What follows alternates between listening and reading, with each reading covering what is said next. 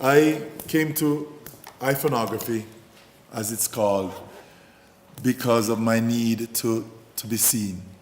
It wasn't from a narcissistic nature. It was more like, nobody was looking at none of the editors cared about my film stuff. And so when I went on Instagram with the sole purpose of sharing how I felt about my community. My rise to being seen on Instagram came from this project. Hurricane Sandy came to the US about 3 years ago. And I was at my house. And a friend of mine called me and said, if you're interested, we should just go down to Coney Island and start documenting the hurricane. Again, I wasn't doing anything. And so we jumped into a car and we went to Coney Island. And, I just took out I have two smartphones.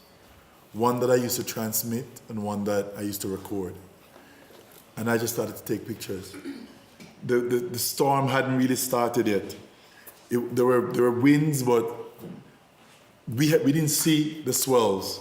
And so we started to walk along the beach. And in less than half an hour while we were there, we started to see the water. That's a jetty over today. That's like the jetty is higher than this.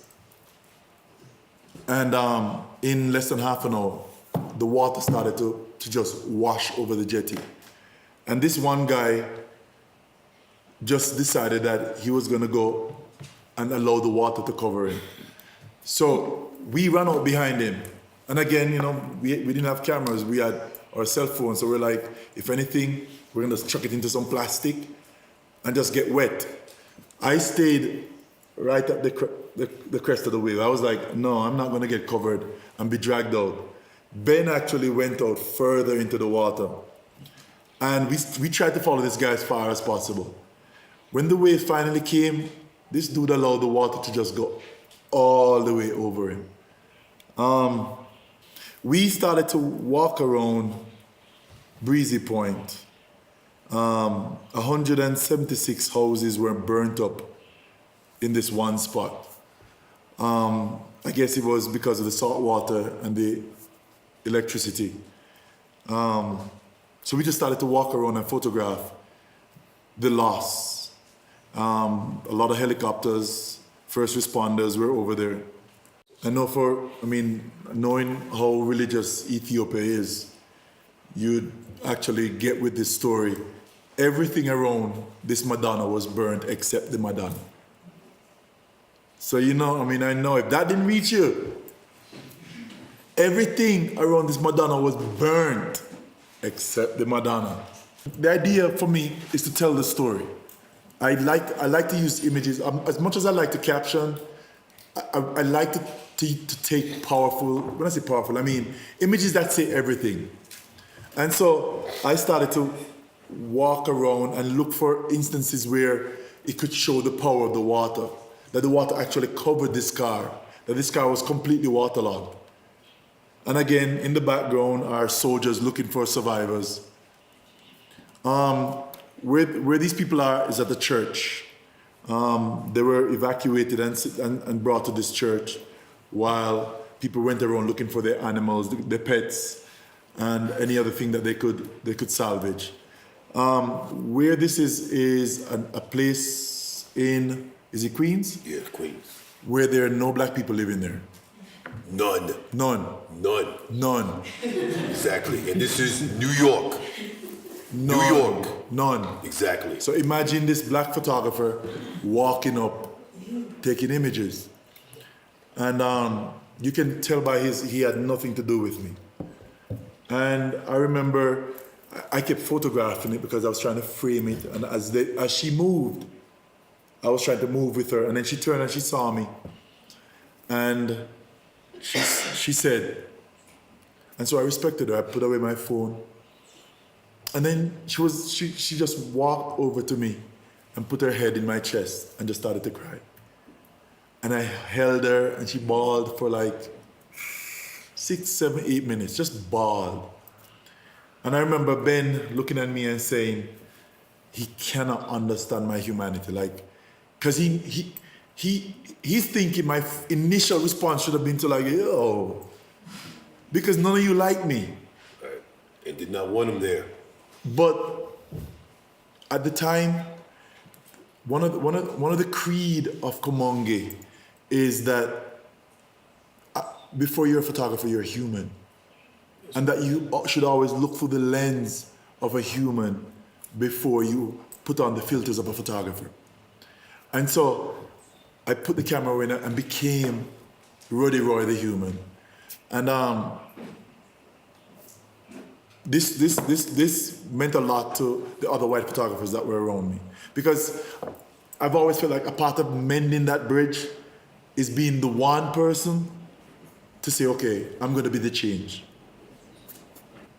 Again, I mean, just going around looking for people who are, she was standing beside her house. This is where her house was.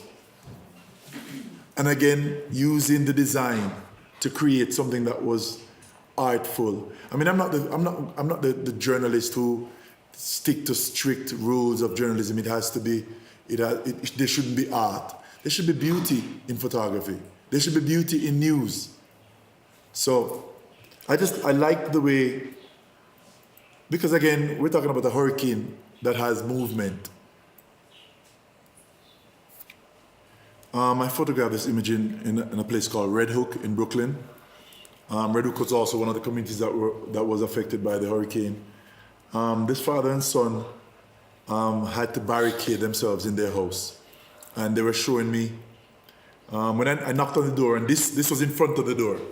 And so all he did was he moved it and he said, this is how far the water came up.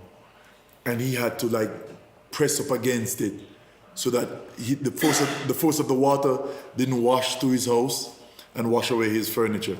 I mean, these are things that were washed out of people's houses. Some people who were told that they couldn't find their pets actually went back home to their house and recovered their pets.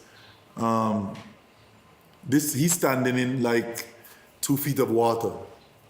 And this is after the hurricane had started to recede. These are folks who, most of these things are waterlogged. Their houses were covered with water, so this is all garbage. But I remember this particular picture, he was looking at it saying, every day above ground is a good day, meaning he could have died. And so he's gonna just like count his blessings that he was able to live through the storm. And this was a line from one of Al Pacino's movies. It was Scarface. Yeah. While I was walking through the different houses, people were going back looking for things that they could salvage. And this woman was asking her husband to find the pictures. And I remember he went through a lot of trunks, like lifted them up. They were soaked with water. But these were in plastic.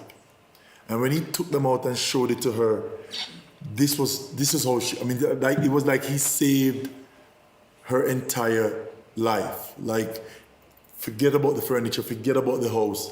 Being able to look at her ancestors. I mean, like, people who came from Europe hundreds of years before made her so happy that she was able to salvage that. This guy was saying that he will not be washed out of Queens. Like, he was like, no hurricane is gonna get him to move from here. He has lived here all his life. When I shoot with my smartphone, it is like I'm shooting with an 8x10 camera or a 4x5 camera or any DSLR or any camera. There is no difference. I am as serious. I take it very seriously. I take my photography seriously. So for me, the cell phone is capturing the thing that I'm going to be using to either make money, tell my story, broadcast globally. So I'm very careful as to how I use it. This guy in the khaki with the bandana, he worked with the first responders, and he would go out every day, help with the salvage crew, and come back with video showing what he saw, how devastated the place was. And this is one guy who's reacting to some of the videos that he's sharing.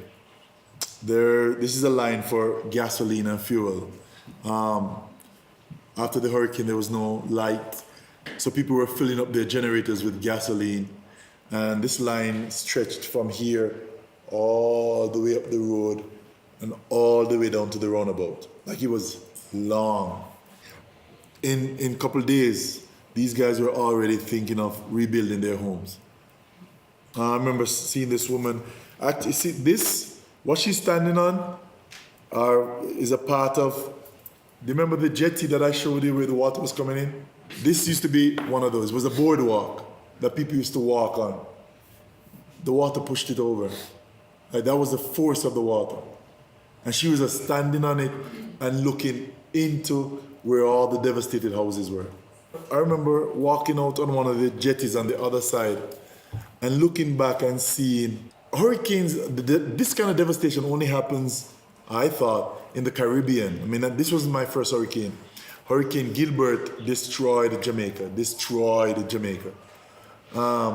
So to see America, a first world nation, having to bow to the might and power of the nature made me compelled me. I felt compelled to show this in one image, and so I went out to the jetty and saw that this flag was tattered, and I made this picture to show that, you know, even a country as mighty as America is no match for the might of nature.